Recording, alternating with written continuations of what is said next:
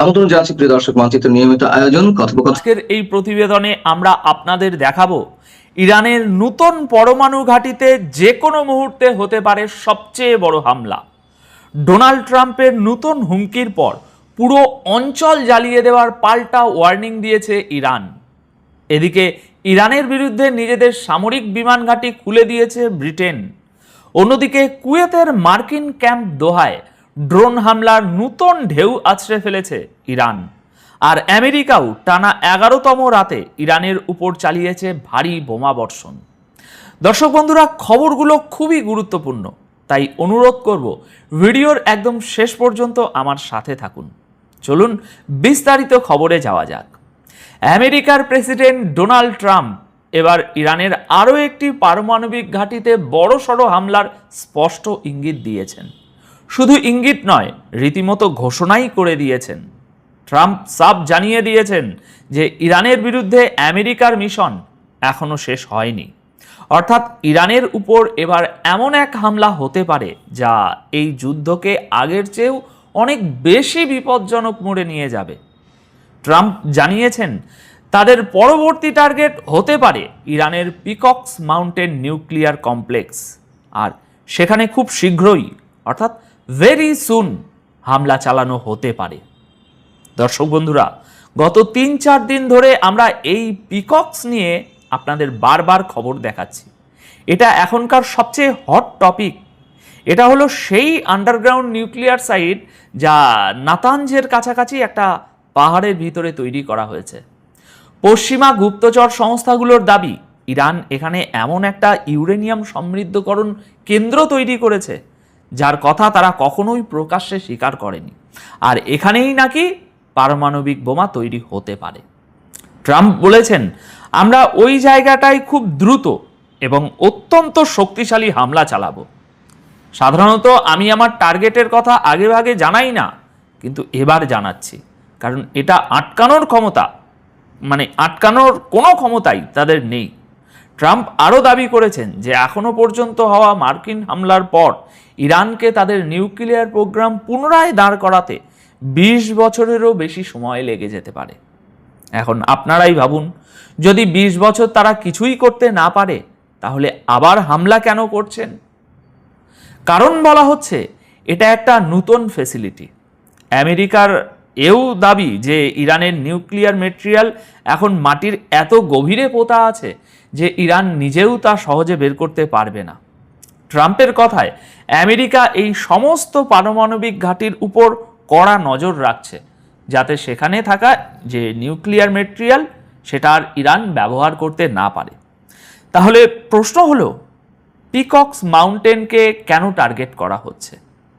এই নতুন ফ্যাসিলিটিতে কি নতুন ইউরেনিয়াম আছে? অর্থাৎ ট্রাম্প এখন শুধু হুমকিই দিচ্ছেন না, বরং প্রকাশ্যে নিজের পরবর্তী লক্ষ্যের নামও বলে দিচ্ছেন, শুধু কারণটা আড়ালে রাখছেন। দেখুন, হরমুজ প্রণালী আর নিউক্লিয়ার ইস্যুকে কেন্দ্র করে এই সংঘাত যদি না থামে, তবে ইরানের উপর যে কোনো সময় আগের চেয়েও বড় হামলা শুরু হতে পারে। আর মধ্যপ্রাচ্যের এই যুদ্ধ নতুন এবং আরও বেশি ভয়ঙ্কর একটা পর্যায়ে ঢুকে পড়তে পারে। ডোনাল্ড ট্রাম্পের এই নতুন হুমকির পর ইরানও কিন্তু হাত গুটিয়ে বসে নেই। ইরানও আমেরিকাকে কড়া ওয়ার্নিং বা বলতে পারেন পাল্টা হুমকি দিয়ে দিয়েছে। ইরানি সেনার খাতাম আল আম্বিয়া সেন্ট্রাল হেডকোয়ার্টার স্পষ্ট জানিয়ে দিয়েছে যে তাদের নিউক্লিয়ার সাইট বা অন্য যে কোনো গুরুত্বপূর্ণ কেন্দ্রে হামলা তারা কোনোভাবেই বরদাস্ত করবে না। ইরান বলেছে, আমেরিকা যদি এমন কোনো হামলা চালায় তবে তার তাৎক্ষণিক এবং পূর্ণ শক্তির সাথে জবাব দেওয়া হবে, একেবারে ধ্বংসাত্মক জবাব। ইরানের বক্তব্য অনুযায়ী এরপর পুরো অঞ্চলে থাকা মার্কিন সামরিক ঘাঁটি, আমেরিকার পাশে দাঁড়ানো দেশগুলো এবং তাদের সাহায্যকারী সমস্ত শক্তিও ইরানের পাল্টা হামলার আওতায় চলে আসবে। এর মানে বুঝছেন তো? এটা সরাসরি আরব দেশগুলোর উপর, তাদের সাধারণ মানুষের উপর এবং ইসরায়েলের উপর হামলার হুমকি। শুধু মার্কিন মিলিটারি ঘাঁটির উপর নয়, ইরানি সেনা সাফ জানিয়ে দিয়েছে পারমাণবিক ঘাঁটিতে হামলা হলে সেটাকে পুরো অঞ্চলে যুদ্ধ ছড়িয়ে দেওয়ার চেষ্টা হিসাবেই ধরে নেওয়া হবে। অর্থাৎ ট্রাম্প যে নতুন হামলার কথা বলছেন তার পরিণতি কি হতে পারে ইরান আগেই তার একটা ট্রেলার দেখিয়ে দিল। এখন যদি দুপক্ষের কেউ একজনও পরবর্তী পদক্ষেপ নেয় তবে তার প্রভাব শুধু ইরান আর আমেরিকার মধ্যেই সীমাবদ্ধ থাকবে না, পুরো মধ্যপ্রাচ্য এই আগুনে ঝাঁপিয়ে পড়বে। তখন প্রতিটি আরব দেশের সেনাকে এই যুদ্ধে নামতে হবে, আর তারপর এই যুদ্ধের যে ফয়সলা হওয়ার সেটাই হবে। এদিকে ব্রিটেনও এক প্রকার এই যুদ্ধে এন্ট্রি নিয়ে নিয়েছে। কিভাবে শুনুন। ব্রিটেনে প্রধানমন্ত্রী বদল হয়েছে ঠিকই, কিন্তু ব্রিটেনের নীতি বদলায়নি। তাদের সবচেয়ে বড় মিত্র আমেরিকাকে ইরানের বিরুদ্ধে ব্রিটেনের সামরিক বিমান ঘাঁটি ব্যবহারের পুরো অনুমতি দিয়ে দেওয়া হয়েছে। গতকাল 21শে জুলাই, মাত্র দুদিন আগে প্রধানমন্ত্রী হওয়া অ্যান্ডি বার্নহাম চেয়ারে বসেই নিজের প্রথম বড় সিদ্ধান্তটি নিয়েছেন। বার্নহাম ইরানের বিরুদ্ধে ডিফেন্সিভ অ্যাটাক বা প্রতিরক্ষামূলক হামলার জন্য আমেরিকাকে ব্রিটিশ বিমান ঘাঁটি ব্যবহারের ছাড়পত্র দিয়েছেন। দেখুন, নামে ডিফেন্সিভ হলেও এটা মূলত বড় কোনো হামলার প্রস্তুতির অনুমতি বলেই মনে হচ্ছে। এই সিদ্ধান্ত এমন এক সময় এলো যখন মধ্যপ্রাচ্যের যুদ্ধ ক্রমাগত ছড়াচ্ছে আর আমেরিকা ইরানের উপর তাদের হামলা আরো জোরদার করছে। মানে সরকার বদলালেও ইরানের ক্ষেত্রে ব্রিটেনের পলিসিতে কোনো বদল নেই, বরং লন্ডন আবারও প্রকাশ্যে আমেরিকার পাশে এসে দাঁড়িয়েছে। এখন আপনারা হয়তো ভাবছেন এই ডিফেন্সিভ হামলা ব্যাপারটা আসলে কি। ধরুন আমেরিকা ইরানের উপর হামলা করলো, তার জবাবে ইরান যদি মার্কিন ঘাঁটিতে হামলা করে, তারপর আমেরিকা যে পাল্টা মারটা দেবে সেটাই হলো তাদের ভাষায় ডিফেন্সিভ অ্যাটাক। যদি সমুদ্রে আমেরিকা ইরানের দিকে যাওয়া কোনো জাহাজ উড়িয়ে দেয় তাহলে সেটা ঠিক আছে, কিন্তু ইরান যদি কোনো জাহাজে অ্যাটাক বা আক্রমণ করে তারপর আমেরিকা যে প্রতিশোধ নেবে সেটাই হলো ডিফেন্সিভ অ্যাটাক। বুঝলেন তো এই আজব খেলাটা? চলুন এবার পরবর্তী খবর দেখি। ইরান আর আমেরিকার মধ্যে আজ টানা 11তম রাতের লড়াই। আজ ভোর রাতেও হামলার ধারা অব্যাহত ছিল। আজ 22শে জুলাই সকাল 8:30 নাগাদ ইরানের তসনিম নিউজ এজেন্সি কিছু নতুন ছবি প্রকাশ করেছে। তাদের দাবি এগুলো আমেরিকার হামলার জবাবে ইরানি সেনার তাজা অপারেশনের ছবি। দর্শক, আজ সকালেও হামলা হয়েছে, বন্ধ নেই। ইরানি সেনার মতে অপারেশন থান্ডারবোল্টের 21তম পর্যায়ে কুয়েতে থাকা মার্কিন সামরিক ঘাঁটি ক্যাম্প দোহাতে বিশাল আকারের ড্রোন হামলা চালানো হয়েছে। এখানে আপনাদের একটু জানিয়ে রাখি, থান্ডারবোল্ট হলো ইরানি আর্মির অপারেশন আর নাসের 2 হলো আইআরজিসির অপারেশন। ইরানের দাবি এই হামলায় ক্যাম্প দোহার অস্ত্র ভাণ্ডার এবং মার্কিন পদাতিক বাহিনীর কমান্ড সেন্টারের সামরিক সরঞ্জাম এগুলোকে ধ্বংস করা হয়েছে। ইরানি সেনার মতে এই অপারেশনে বিপুল সংখ্যক ড্রোন ব্যবহার করা হয়েছে। তসনিম নিউজ এজেন্সি লিখেছে, কুয়েতের ক্যাম্প দোহা আমেরিকার সবচেয়ে গুরুত্বপূর্ণ সামরিক ঘাঁটিগুলোর একটি। এখান থেকেই পশ্চিম এশিয়ায় মোতায়েন মার্কিন সেনার বড় বড় সামরিক ও লজিস্টিক চাহিদা মেটানো হয়। অর্থাৎ ইরান একেবারে আমেরিকার ঠিক চাহিদার জায়গাতেই আঘাত করছে। ইরানের দাবি এই ঘাঁটিতে মার্কিন পদাতিক বাহিনী ছাড়াও এয়ারফোর্স এবং নেভির সাথে যুক্ত বড় বড় ইনফ্রাস্ট্রাকচারও রয়েছে। ইরানি সেনা তাদের বিবৃতিতে জানিয়েছে তাদের সমস্ত সামরিক শক্তি পুরোপুরি প্রস্তুত। শত্রুর তরফ থেকে নতুন কোনো ষড়যন্ত্র বা হামলা হলে তার জবাব আগের চেয়েও আরও কড়া ভাষায় দেওয়া হবে। অন্যদিকে আজ 22শে জুলাই ভোরে আমেরিকাও টানা 11তম রাতের মতো ইরানের উপর ভারী বোমাবর্ষণ জারি রাখে। হামলার এই নতুন পর্ব শেষ হওয়ার পর আমেরিকার সেন্ট্রাল কমান্ড তাদের অপারেশনের বিস্তারিত তথ্য এবং ছবি প্রকাশ করেছে। এক্সে দেওয়া এক বিবৃতিতে সেন্টকম জানায়, মার্কিন সময় অনুযায়ী রাত 8:15 এই হামলার নতুন পর্বটি শেষ হয়। এর সাথে ভারতের সময় ওই 9.5 ঘন্টা যোগ করে হিসাব করবেন। আমেরিকার দাবি এবার ইরানের সামরিক অপারেশন সেন্টার, সমুদ্রে তাদের সামরিক সক্ষমতা, aircraft hanger, drone storage facility এবং সামরিক লজিস্টিক ইনফ্রাস্ট্রাকচারকে টার্গেট করা হয়েছে।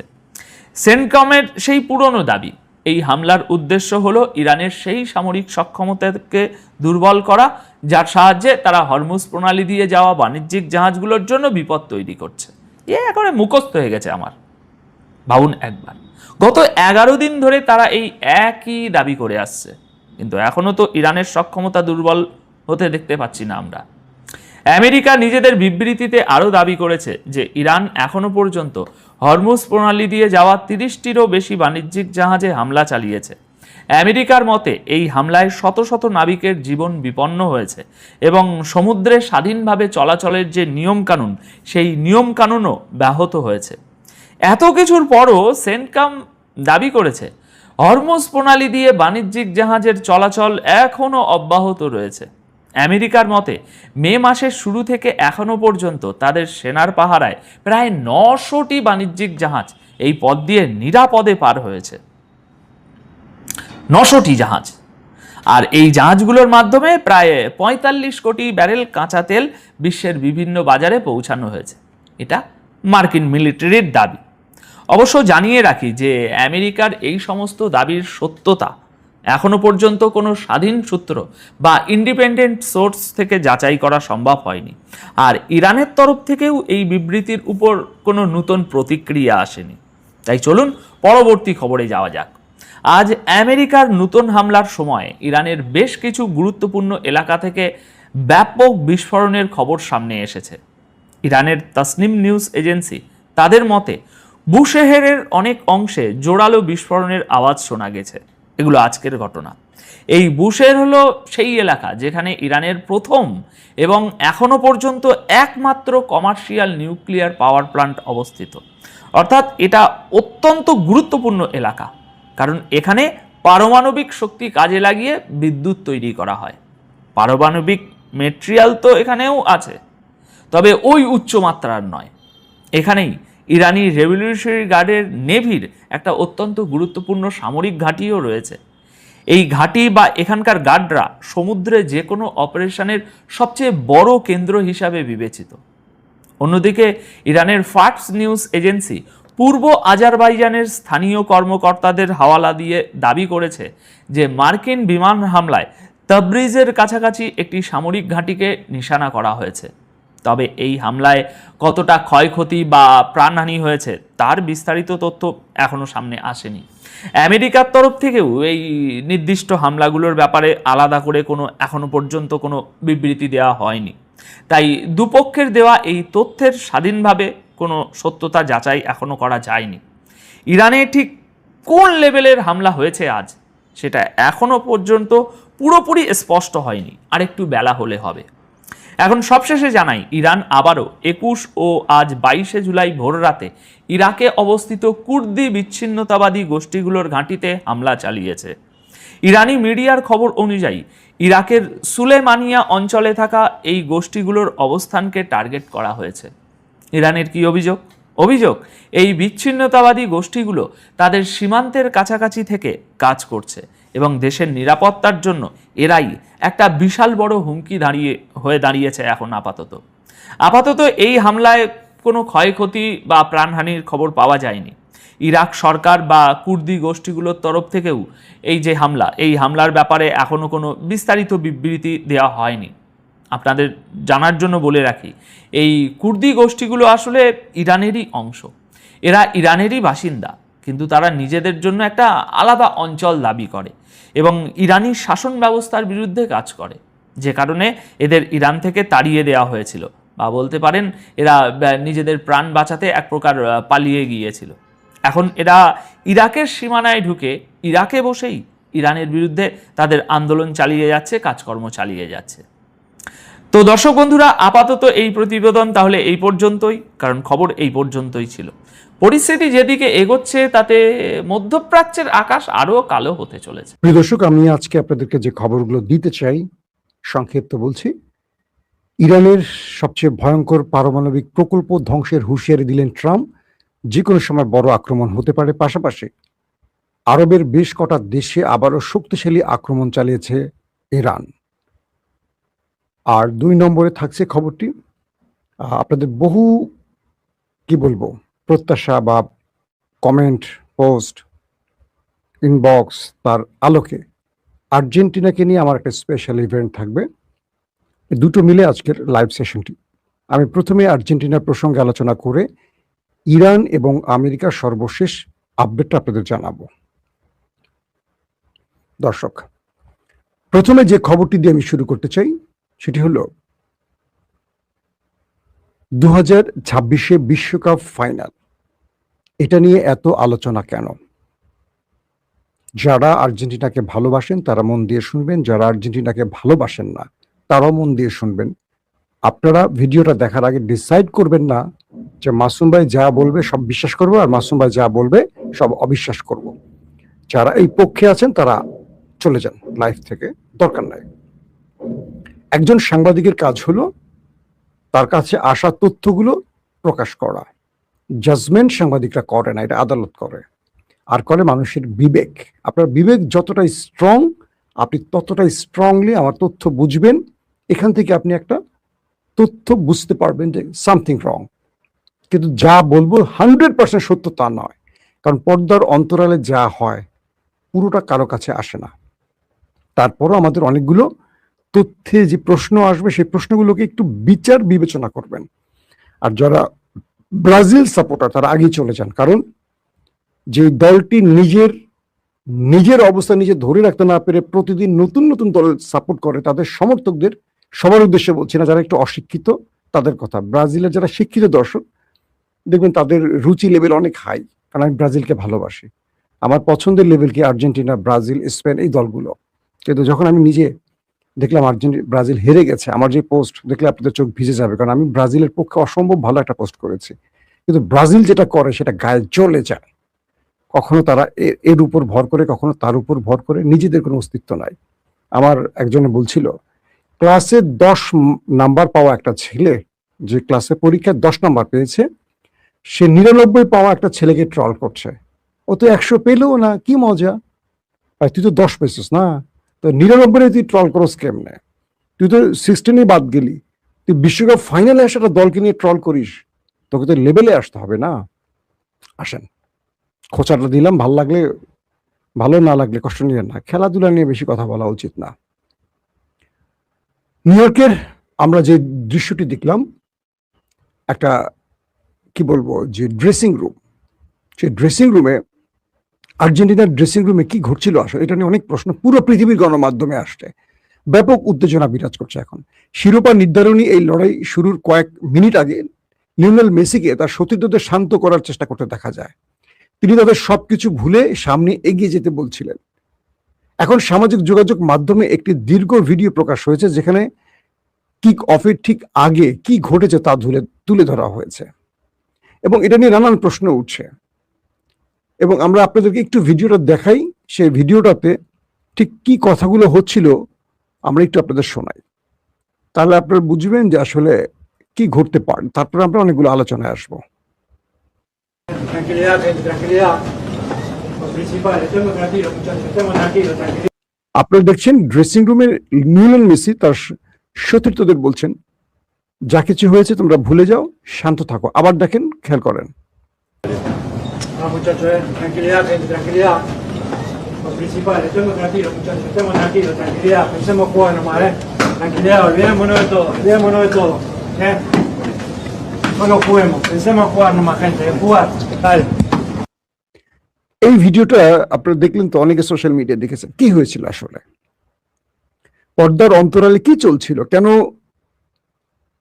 দেখবেন যে অনেক খেলোয়াড় সেখানে কাজ ছিল। আসেন একটু সেখান থেকে আমাদের একটা রিপোর্টের কিছু অংশ দেখাই। ধোঁয়াশা সৃষ্টি হয়েছে আর্জেন্টিনা দল নিয়ে। ভিডিওতে এনজো মার্টিনেজকে দেখা যাচ্ছে, তারা খুব ভীত এবং কান্নারত।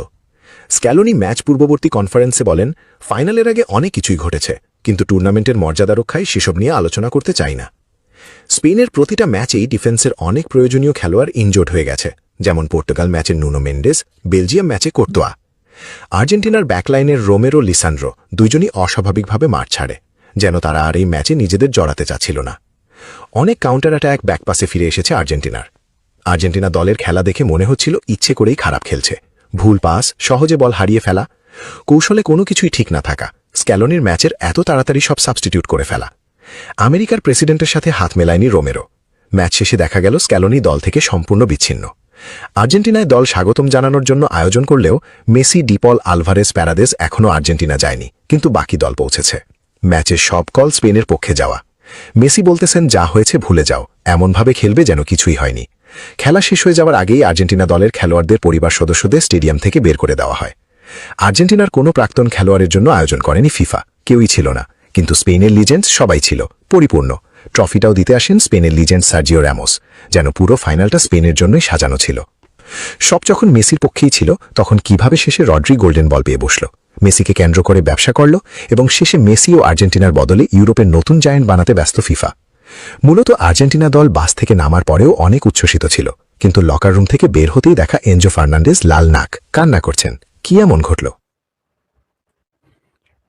দর্শক, এই প্রশ্নগুলো কোনো এক ব্যক্তির না, এগুলো আন্তর্জাতিক গণমাধ্যমে আসছে, এবং আমরা যারা গণমাধ্যমে কাজ করি, আমরা আর আপনারা যারা আমাদের খবর দেখেন, দুটো পার্থক্য আছে। এক, আমরা খবর দেই বলে আপনারা দেখেন, আর আপনারা দেখতে চান বলে আমরা এই খবরগুলো দেই। দুজনেরই গুরুত্ব আছে। কিন্তু আমি গত কয়েকদিন ধরে পৃথিবীর নাম্বার 1 টাইপের বা নাম্বার 1 থেকে 10-এর মধ্যে যাদের র্যাঙ্কিং, স্পোর্টস চ্যানেলগুলোকে আমি খুব খুঁটে খুঁটে দেখছিলাম। কয়েকটা প্রশ্ন তৈরি হয়েছে। আজকে দেখলাম যে আমাদের একজন প্রিয় খেলোয়াড় মুশফিকুর রহিম, বাংলাদেশের সাবেক ক্রিকেটের যিনি অধিনায়ক ছিলেন, তার একটা পোস্ট, এটা অনেক জায়গায় ভাইরাল হয়েছে, এবং এই তথ্যগুলো বিভিন্ন গণমাধ্যমেও আসতে শুরু করেছে। তো আমি সেখান থেকে আপনাদের কয়েকটা প্রশ্ন করি, যে আমি পুরোটা পড়ে শোনানোর আগে একটা প্রশ্ন করি। আচ্ছা, আপনারা যারা ফাইনাল দেখেছেন, আপনারা যারা বার্সেলোনা সাপোর্ট করেন, খেয়াল করবেন, আপনারা জাভিকে দেখছিলেন, ইনিয়েস্তাকে দেখছিলেন, আপনারা রামোসকে দেখছিলেন, আপনারা পিকে দেখছিলেন। বারবার তারা কোট টোট পরে সবাই এসে একসাথে বসছিল, সবাই যারা 10-এ বিশ্বকাপ জিতিয়েছিল স্পেনকে, এবং এরা সবাই বার্সেলোনার এবং মেসির বন্ধু সবাই। খেয়াল করবেন তো, আর্জেন্টিনার সাবেক একজন প্লেয়ারকে দেখছেন কিনা? দেখেন নাই। আপনারা মেসির স্ত্রীকে সেদিন মাঠে দেখছিলেন? আমার চোখে পড়ে না, এবং আমি ঘেটে দেখেছি, অনেকেই বলছে মেসির পরিবারও আসে নাই। একটা ফাইনাল ম্যাচে আর্জেন্টিনার সাবেক খেলোয়াড়রা আসে নাই, টিম ম্যানেজমেন্টের গুরুত্বপূর্ণ সদস্যরা ছিল না, অনেক খেলোয়াড়দের ওয়াইফ বা মেসির স্ত্রী অনেকেই আসে নাই। কি ঘটছিল আসলে? ম্যাচটাকে আগে থেকে তারা জানতো যে একটা নাটক শুরু হচ্ছে বা একটা বড় কিছু ঘটছে? এবং আপনারা দেখবেন যে প্রতিটা খেলা আমরা যেমন বলে দিয়েছিলাম যে এমবাপ্পে গোল্ডেন বুট পাবে, হিসেব করে। কেন?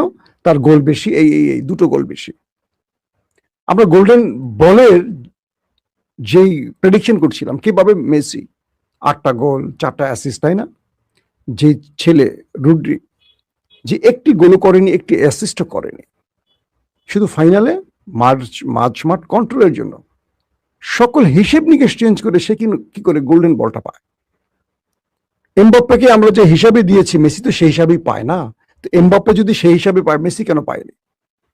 একবার খেয়াল করেন তো, মিশরের ম্যাচে আর্জেন্টিনাকে ফিফা বয়, রিগড, ফিফার দল, কমিটির দল অনেক কিছু বলে ফেললো একটা দল, মানে ব্রাজিলের সমর্থকরা, বাকিরা না। ফাইনালের ম্যাচে 23টা ফাউল করেছে আর্জেন্টিনা, আর 21টা ফাউল করছে স্পেন, 2টা কম বেশি। ভালো করে খেয়াল করবেন তো, একটা হলুদ কার্ড স্পেন পেয়েছিল না। কে পেয়েছে? 6টা পেয়েছে আর্জেন্টিনা, এবং তার রেফারিকেও দেয়া হয়েছে হলুদ কার্ড, এবং একজন লাল কার্ড দেখে বিদায়। এরকম আর্জেন্টিনাকে আপনারা দেখেছেন আগে? যে আর্জেন্টিনা গতবার বিশ্বকাপ পেয়েছিল সকল দলকে হারিয়ে, যে আর্জেন্টিনা সিরিজ একটার পর একটা কাপ বিজয় করছে, তাদের লাস্ট এক যুগে পরাজয়ের গল্প নাই। ফিফা র্যাঙ্কিং 1 নাম্বার দল, গতবার বিশ্বকাপ, কোপা আমেরিকা, একটার পর একটা সিরিজ জয় তাদের। সেই আর্জেন্টিনাকে আপনারা কি দেখলেন? খেলায় আছে? একটা দল জেতার জন্য যে খেলাটা খেলে, আর্জেন্টিনাকে দেখেছেন? 2টা-3টা বেশি পাস তারা একজনের মধ্যে শেয়ার করতে পেরেছে। কেন যেন তাদেরকে বলা হয়েছে তোমরা হেরে যাও, এটা হেরে যাওয়ার খেলা। আপনারা দেখছেন লিসান্ড্রো মার্টিনেজ অল্পতেই চলে গেল, রোমেরো মাঠ ছেড়ে চলে গেল। আপনারা লাউতারো মার্টিনেজকে দেখেছেন মাঠে নামতে? এই দলটা দেখেছেন আগে কখনো? এই খেলাটা আর্জেন্টিনা দেখেছেন? যারা খেলা দেখেন, ব্রাজিলের দর্শকদেরকে অনুরোধ করবো, কেউ কমেন্ট করবেন না এখন, যেহেতু আপনারা অন্ধ, বা আপনাদের জন্য আমার এই ভিডিও না, কারণ আপনারা দিনের আলোতে চোখে দেখেন না, তো রাতের আলোতে আপনাদের দেখাবো কি করে? আমি একটা স্ট্যাটাস পড়ে আপনাদের শোনাই। মানে এটা আর্জেন্টিনার ফুটবল বিশেষজ্ঞর একটি পুরো বক্তব্য, এটা মন দিয়ে শুনবেন।